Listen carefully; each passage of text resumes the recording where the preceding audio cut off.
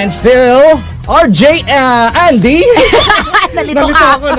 And of course, I am with RJ Cody po. And welcome to our 3rd year anniversary celebration of Qabayan Radio. Ayun. And would like to thank our sponsors. We have Bilao Seafood Restaurant, Diana Jewelers, Decada, Lulu Hypermarket, Ramen Restaurant, Brilliant Skin Essentials by Qabayan, Brilliant Corner Trading, and Dampa Seafood Village. Ayun. Thank you so much, guys. And right now, RJ Cody, we are here today with our Kids on Air show, RJs, because we are going to be giving them the certificate of participation. Of course, it's going to be handed over by our 2 executives here at Qabayan. We have the consultant for operations, Mr. Resi Foss, and of course, the general manager of Qabayan Radio, we have Miss Nelly Rosopa. And this certification of participation is proudly presented to our Kids on Air show RJs for having successfully participated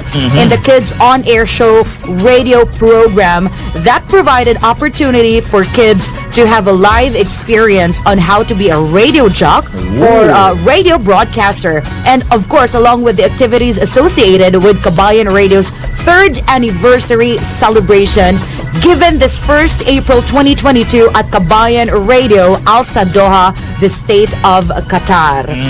And may we call on our first RJ for the Kids on Air show. We have RJ Casey. RJ Casey. Hello, RJ Casey. There you go. Okay. RJ Casey. Take a look at the camera. Ayun. And by the way po, mga kabayan, we are live at our website, Qabayan Radio 94.3. So if you want to check what are we doing right now, we are definitely awarding our Kids on Air show participants, our RJs, for, of course, their participation in the Kids on Air show. Yeah, they really had a great experience with us. Definitely had a great experience. It's a once-in-a-lifetime experience for the kids. Yeah. That they're really gonna be hovering over sa future din nila. Thank you so much. And the next one is RJ Kirsten. RJ Kirsten, congratulations and thank you for participating the Kids on Air show. All right, you smile.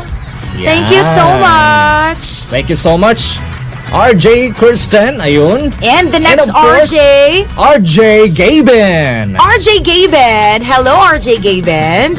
Congratulations. Wow. Congratulations, RJ Gaben. There you go. Isa sa ating mga RJs. Ayan. Picture. Smile. Ang cute ng mga batang to. It's nice to be like them, RJ Andy. It's nice to be kids again. Wag lang yung pag-iisip. Ay, ba't ka tumitingin sa akin? Anyway, next is RJ Inigo. Hello, RJ Ego. There you go.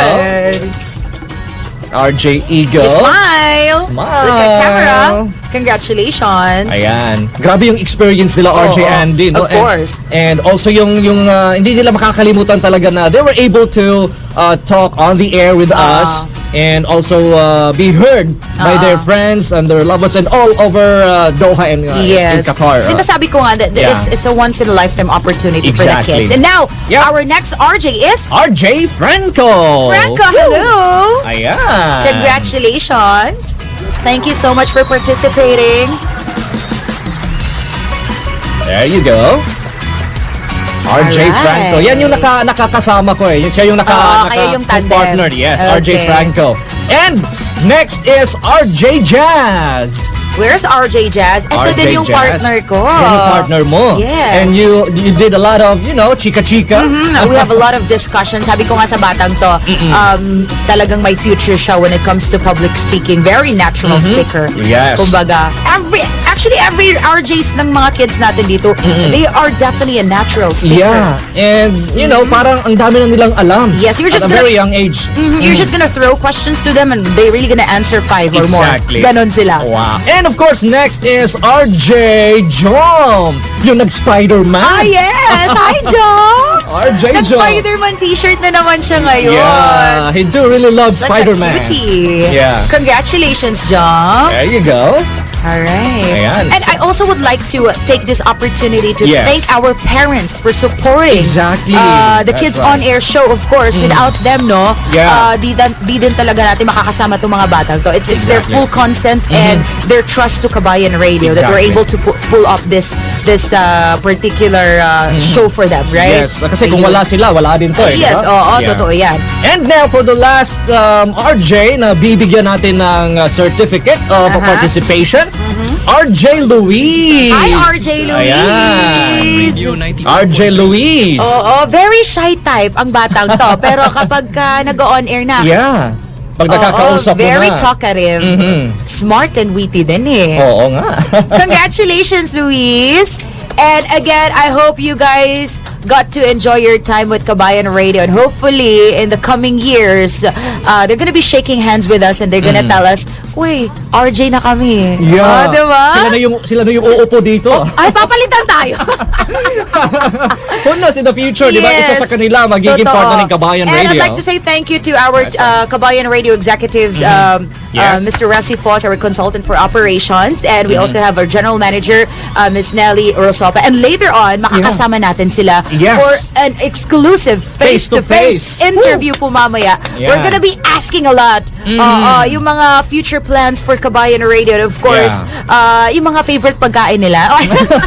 And also, kung paano nila na-establish itong Qabayan Radio in the first place, diba? Yun yung mga challenges that they've encountered before they were able to put up this radio station here in Qatar. In the midst of pandemic, by the way. In the midst of pandemic, of course. And for that, babalik tayo mamaya. And again, would like to say thank you to our sponsors. We have Bilao Seafood Restaurant, Diana Jewelers, Decada, Lulu Hypermarket, Ramen Restaurant, Brilliant Skin Essentials by Qabayan, Brilliant Corner Trading, and Dampa Seafood Village. Again, thank you so much, guys. There you go. Magbabalik po tayo mamaya, mga kababayan natin dyan. This is RJ Andy. And RJ Cody. For Qabayan Radio 94.3. The first and only Filipino radio station in Qatar.